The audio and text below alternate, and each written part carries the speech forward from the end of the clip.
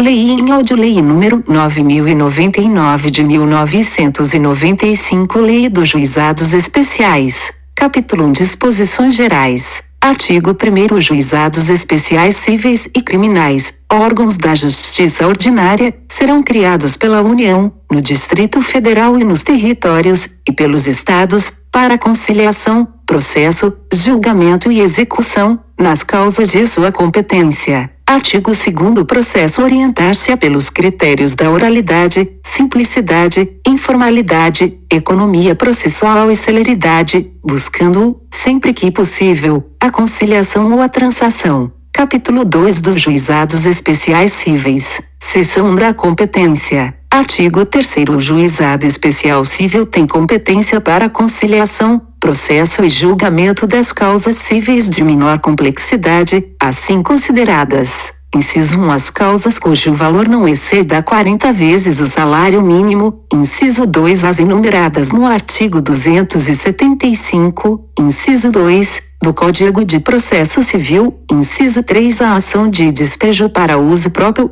Inciso 4. As ações possessórias sobre bens imóveis de valor não excedente ao fixado no inciso 1 deste artigo. Parágrafo 1º. Compete ao Juizado Especial promover a execução, inciso 1 dos seus julgados, inciso 2 dos títulos executivos extrajudiciais, no valor de até 40 vezes o salário mínimo, observado o disposto no parágrafo 1º do artigo 8º desta lei. Parágrafo 2º. Ficam excluídas da competência do Juizado Especial as causas de natureza alimentar, falimentar, fiscal e de interesse da fazenda pública, e também as relativas a acidentes de trabalho, a resíduos e ao estado e capacidade das pessoas, ainda que de cunho patrimonial. Parágrafo 3º. A opção pelo procedimento previsto nesta lei importará em renúncia ao crédito excedente ao limite estabelecido neste artigo, excetuada a hipótese de conciliação. Artigo 4º. É competente, para as causas previstas nesta lei, o juizado do foro, inciso 1 do domicílio do réu, a critério do autor, do local onde aquele exerce atividades profissionais ou econômicas ou mantém estabelecimento, filial, a agência, sucursal ou escritório, inciso 2. Dos lugar onde a obrigação deve ser satisfeita, inciso 3 do domicílio do autor ou do local do ato ou fato, nas ações para reparação de dano de qualquer natureza. Parágrafo único. Em qualquer hipótese, poderá a ação ser proposta no foro previsto no inciso 1 deste artigo. Seção 2 do juiz, dos conciliadores e dos juízes leigos. Artigo 5º. O juiz dirigirá o processo com liberdade para determinar as provas a serem produzidas, para apreciá-las e para dar especial valor às regras de experiência comum ou técnica. Artigo 6º. O juiz adotará em cada caso a decisão que reputar mais justa e equânime, atendendo aos fins sociais da lei e às exigências do bem comum. Artigo 7º. Os conciliadores e juízes leigos são auxiliares da justiça, recrutados, os primeiros, preferentemente, entre os bacharéis em direito, e os segundos,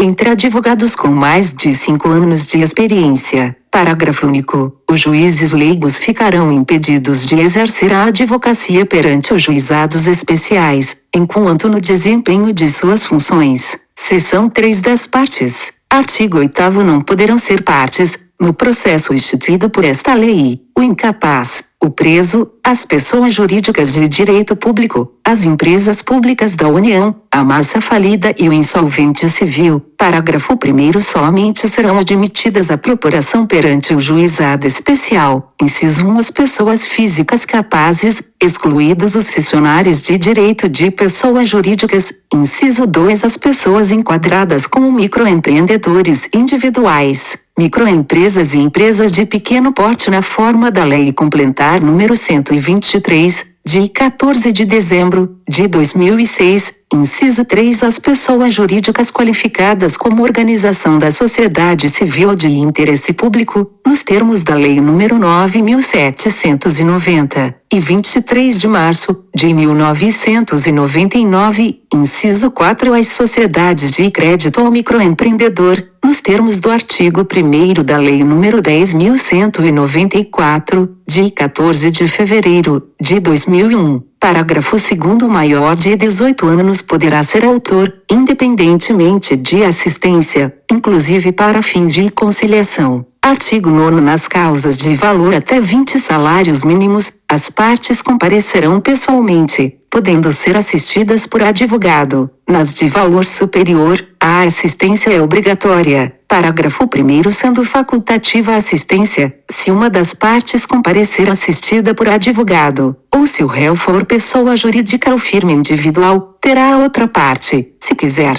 assistência judiciária prestada por órgão instituído junto ao juizado especial, na forma da lei local. Parágrafo 2º. O juiz alertará as partes da conveniência do patrocínio por advogado, quando a causa o recomendar. Parágrafo 3º. O mandato ao advogado poderá ser verbal, salvo quanto aos poderes especiais. Parágrafo 4º. O réu, sendo pessoa jurídica ou titular de firma individual, poderá ser representado por preposto credenciado, munido de carta de preposição com poderes para transigir, sem haver necessidade de vínculo empregatício. Artigo 10. Não se admitirá, no processo, qualquer forma de intervenção de terceiro nem de assistência, admitir-se ao litisconsórcio. Artigo 11. O Ministério Público intervirá nos casos previstos em lei. Seção 4 dos atos processuais. Artigo 12. Os atos processuais serão públicos e poderão realizar-se em horário noturno, conforme dispuserem as normas de organização judiciária. Artigo 12-A. Na contagem de prazo em dias, estabelecido por lei ou pelo juiz, para a prática de qualquer ato processual, inclusive para a interposição de recursos, computar-se-ão somente os dias úteis. Artigo 13. Os atos processuais serão válidos sempre que preencherem as finalidades para as quais forem realizados, atendidos os critérios indicados no artigo 2º desta lei. Parágrafo 1º. Não se pronunciará qualquer nulidade sem que tenha havido prejuízo. Parágrafo 2º. A prática de atos processuais em outras comarcas poderá ser solicitada por qualquer meio idôneo de comunicação. Parágrafo 3º. Apenas os atos considerados essenciais serão registrados resumidamente, em notas manuscritas, datilografadas, taquigrafadas ou estenotipadas. Os demais atos poderão ser gravados em fita magnética ou equivalente, que será inutilizada após o trânsito em julgado da decisão. Parágrafo 4º. As normas locais disporão sobre a conservação das peças do processo e demais documentos que o instruem. Seção 5 do pedido. Artigo 14. O processo instaurar-se com a apresentação do pedido, escrito ou oral, à Secretaria do Juizado. Parágrafo 1º. Do pedido constarão, de forma simples e em linguagem acessível, inciso 1, o nome, a qualificação e o endereço das partes, inciso 2, os fatos e os fundamentos, de forma sucinta, inciso 3, o objeto e seu valor.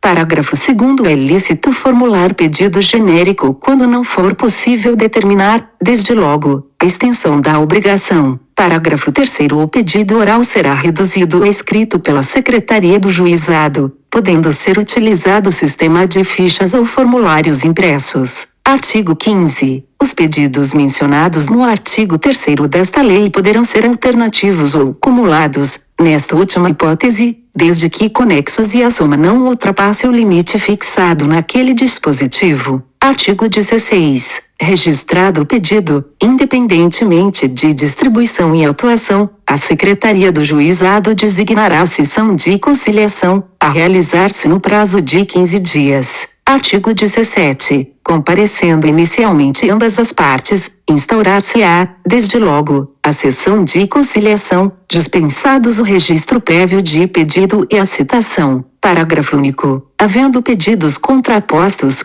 poderá ser dispensada a contestação formal e ambos serão apreciados na mesma sentença. Seção 6 das citações e intimações. Artigo 18. A citação far-se-á, inciso 1, por correspondência, com aviso de recebimento em mão própria, inciso 2, tratando-se de pessoa jurídica ou firma individual, mediante entrega ao encarregado da recepção, que será obrigatoriamente identificado, inciso 3, sendo necessário, por oficial de justiça, independentemente de mandado ou carta precatória. Parágrafo 1º. A citação conterá cópia do pedido inicial, dia e hora para comparecimento do citando e advertência de que, não comparecendo este, considerar-se-ão verdadeiras as alegações iniciais, e será proferido o julgamento. De plano. Parágrafo 2º. Não se fará citação por edital. Parágrafo 3º. O comparecimento espontâneo suprirá a falta ou nulidade da citação. Artigo 19. As intimações serão feitas na forma prevista para a citação, ou por qualquer outro meio idôneo de comunicação. Parágrafo 1º. Dos atos praticados na audiência, considerar-se-ão desde logo cientes as partes. Parágrafo 2º. As partes comunicarão ao juiz as mudanças de endereço ocorridas no curso do processo, reputando-se eficazes as intimações enviadas ao local anteriormente indicado, na ausência da comunicação. Seção 7 da revelia. Artigo 20. Não comparecendo demandado à sessão de conciliação ou à audiência de instrução e julgamento, reputar-se-ão verdadeiros os fatos alegados no pedido inicial, salvo se o contrário resultar da convicção do juiz. Seção 8 da conciliação e do juízo arbitral. Artigo 21. Aberta a sessão, o juiz togado ou leigo esclarecerá as partes presentes sobre as vantagens da conciliação, mostrando-lhes os riscos e as consequências do litígio, especialmente quanto ao disposto no parágrafo 3º do artigo 3º desta lei. Artigo 22. A conciliação será conduzida pelo juiz togado ou leigo ou por conciliador sob sua orientação. Parágrafo 1º. Obtida a conciliação, esta será reduzida a escrito e homologada pelo juiz togado mediante sentença com eficácia de título executivo. Parágrafo 2º. É cabível a conciliação não presencial conduzida pelo juizado mediante o emprego dos recursos tecnológicos disponíveis de transmissão de sons e imagens em tempo real, devendo o resultado da tentativa de conciliação ser reduzido a escrito com os anexos pertinentes. Artigo 23. Se o demandado não comparecer ou recusar-se a participar da tentativa de conciliação não presencial, o juiz togado proferirá sentença. Artigo 24. Não obtida a conciliação, as partes poderão optar, de comum acordo, pelo juízo arbitral, na forma prevista nesta lei. Parágrafo 1º. O juízo arbitral considerar-se-á instaurado, independentemente de termo de compromisso, com a escolha do árbitro pelas partes. Se este não estiver presente, o juiz convocá-lo-á e designará, de imediato, a data para a audiência de instrução. Parágrafo 2º. O árbitro será escolhido dentre os juízes leigos. Artigo 25. O árbitro conduzirá o processo com os mesmos critérios do juiz, na forma dos artigos 5º e 6º desta lei, podendo decidir por equidade. Artigo 26. Ao término da instrução, ou nos 5 dias subsequentes, o árbitro apresentará o laudo ao juiz togado para homologação por sentença irrecorrível. Seção 9 da Instrução e Julgamento. Artigo 27. Não instituído o juízo arbitral, proceder-se-á imediatamente à audiência de instrução e julgamento,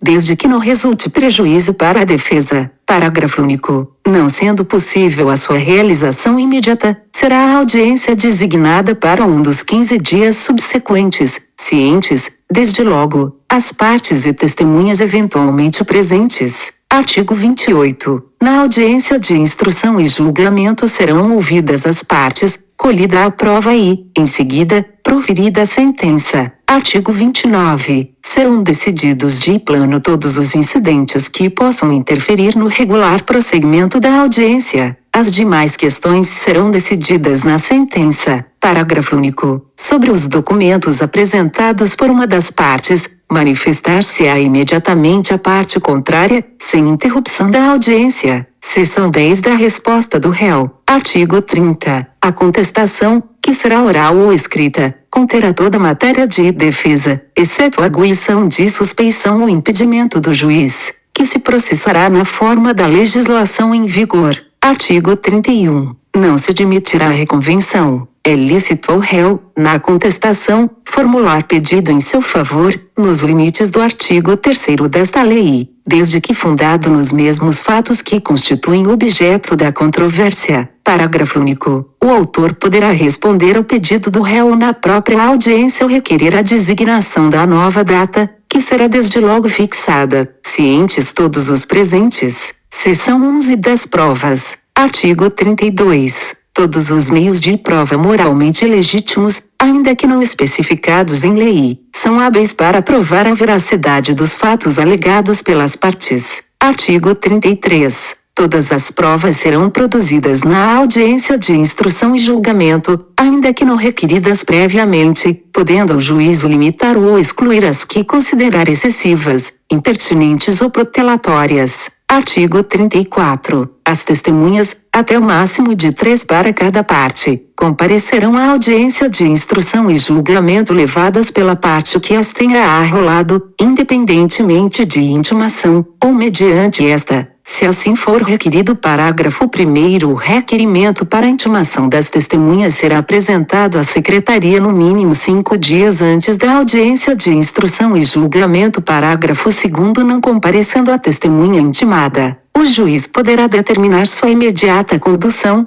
valendo-se, se necessário, do concurso da força pública. Artigo 35. Quando a prova do fato exigir, o juiz poderá inquirir técnicos de sua confiança, permitida às partes a apresentação de parecer técnico. Parágrafo único. No curso da audiência, poderá o juiz, de ofício ou a requerimento das partes, realizar a inspeção em pessoas ou coisas, ou determinar que o faça pessoa de sua confiança, que ele relatará informalmente o verificado. Artigo 36. A prova oral não será reduzida a escrito, devendo a sentença referir, no essencial, os informes trazidos nos depoimentos. Artigo 37. A instrução poderá ser dirigida por juiz leigo, sob a supervisão de juiz togado. Seção 12 da sentença. Artigo 38. A sentença mencionará os elementos de convicção do juiz, com breve resumo dos fatos relevantes ocorridos em audiência, dispensado o relatório. Parágrafo único. Não se admitirá sentença condenatória por quantia líquida, ainda que genérico o pedido. Artigo 39. É ineficaz a sentença condenatória na parte que exceder a alçada estabelecida nesta lei. Artigo 40. O juiz leigo que tiver dirigido a instrução proferirá sua decisão e imediatamente a submeterá ao juiz togado,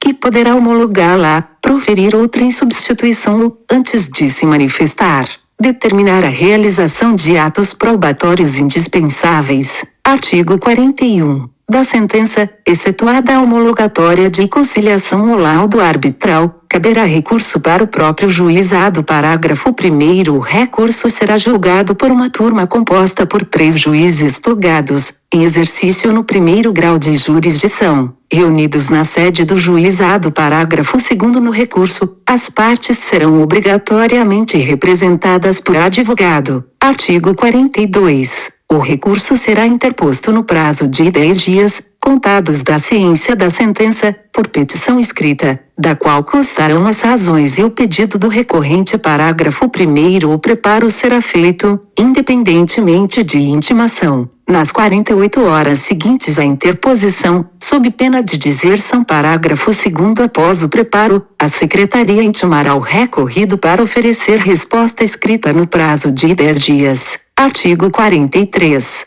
O recurso terá somente efeito devolutivo, podendo o juiz dar-lhe efeito suspensivo, para evitar dano irreparável para a parte. Artigo 44. As partes poderão requerer a transcrição da gravação da fita magnética a que alude o parágrafo 3º do artigo 13 desta lei, correndo por conta do requerente as despesas respectivas. Artigo 45. As partes serão intimadas da data da sessão de julgamento. Artigo 46. O julgamento em segunda instância constará apenas data, com a indicação suficiente do processo, fundamentação sucinta e parte dispositiva. Se a sentença for confirmada pelos próprios fundamentos, a súmula do julgamento servirá de acórdão. Seção 13 dos embargos de declaração. Artigo 48. Caberão embargos de declaração contra a sentença ou acórdão nos casos previstos no Código de Processo Civil. Parágrafo único. Os erros materiais podem ser corrigidos de ofício. Artigo 49. Os embargos de declaração serão interpostos por escrito ou oralmente, no prazo de 5 dias, contados da ciência da decisão. Artigo 50. Os embargos de declaração interrompem o prazo para a interposição de recurso. Seção 14 da extinção do processo sem julgamento do mérito. Artigo 51. Extingue-se o processo, além dos casos previstos em lei. Inciso 1. Quando o autor deixar de comparecer a qualquer das audiências do processo. Inciso 2. Quando inadmissível o procedimento instituído por esta lei ou seu prosseguimento, após a conciliação. Inciso 3. Quando for reconhecida a incompetência territorial. Inciso 4. Quando sobrevier qualquer dos impedimentos previstos no artigo 8º desta lei. Inciso 5. Quando, falecido o autor,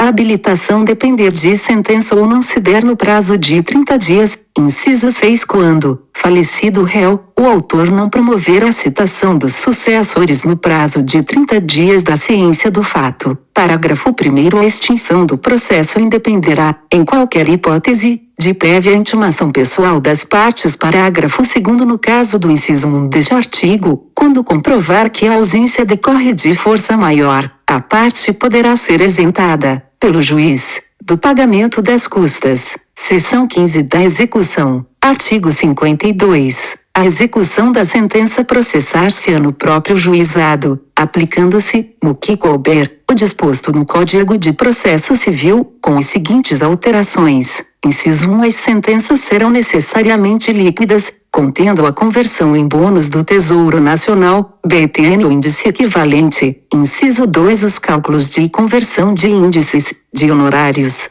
de juros e de outras parcelas serão efetuados por servidor judicial. Inciso 3. A intimação da sentença será feita, sempre que possível, na própria audiência em que for proferida. Nessa intimação, o vencido será instado a cumprir a sentença tão logo ocorra seu trânsito em julgado, e advertido dos efeitos do seu descumprimento. Inciso 5. Inciso 4. Não cumprida voluntariamente a sentença transitada em julgado, e tendo havido solicitação do interessado, que poderá ser verbal, proceder-se-á desde logo à execução, dispensada a nova citação. Inciso 5. Nos casos de obrigação de entregar, de fazer, ou de não fazer, o juiz, na sentença ou na fase de execução, combinará a multa diária, arbitrada de acordo com as condições econômicas do devedor. Para a hipótese de inadimplemento, não cumprida a obrigação, o credor poderá requerer a elevação da multa ou a transformação da condenação em perdas e danos, que o juiz de imediato arbitrará, seguindo-se a execução por quantia certa, incluída a multa vencida de obrigação de dar,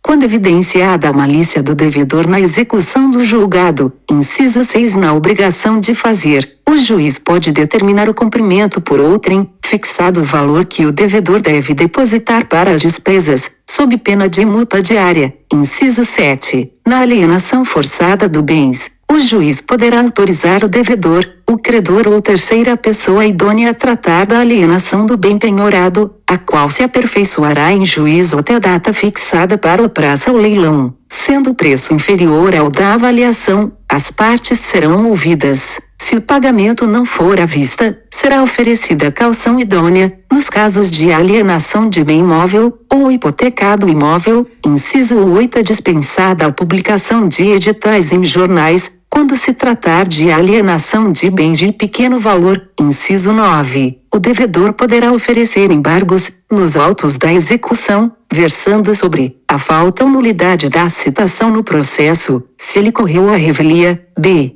Manifesto excesso de execução. C. Erro de cálculo. D. Causa impeditiva, modificativa ou extintiva da obrigação, superveniente à sentença. Artigo 53. A execução de título executivo extrajudicial, no valor de até 40 salários mínimos, obedecerá ao disposto no Código de Processo Civil, com as modificações introduzidas por esta lei. Parágrafo 1º. Efetuada a penhora, o devedor será intimado a comparecer à audiência de conciliação, quando poderá oferecer embargos. Artigo 52, inciso 9, por escrito ou verbalmente. Parágrafo 2º. Na audiência, será buscado meio mais rápido e eficaz para a solução do litígio, se possível com dispensa da alienação judicial, devendo o conciliador propor, entre outras medidas cabíveis, o pagamento do débito a prazo ou a prestação, a dação em pagamento ou a imediata adjudicação do bem penhorado. Parágrafo 3º. Não apresentados os embargos em audiência, ou julgados improcedentes,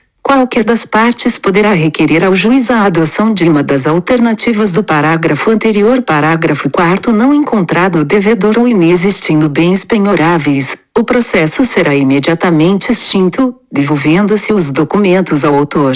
Seção 16 das despesas. Artigo 54. O acesso ao juizado especial independerá, em primeiro grau de jurisdição, do pagamento de custas, taxas ou despesas. Parágrafo único. O preparo do recurso, na forma do parágrafo 1º do artigo 42 desta lei, compreenderá todas as despesas processuais, inclusive aquelas dispensadas em primeiro grau de jurisdição, ressalvada a hipótese de assistência judiciária gratuita. Artigo 55. A sentença de primeiro grau não condenará o vencido em custas e honorários de advogado, ressalvados os casos de litigância de má-fé. Em segundo grau, o recorrente, vencido, pagará as custas e honorários de advogado, que serão fixados entre 10% e 20% do valor de condenação ou, não havendo condenação, do valor corrigido da causa. Parágrafo único. Na execução não serão contadas custas, salvo quando, inciso 1, reconhecida a litigância de má-fé, inciso 2, improcedentes os embargos do devedor, inciso 3, tratar-se de execução de sentença que tenha sido objeto de recurso improvido do devedor.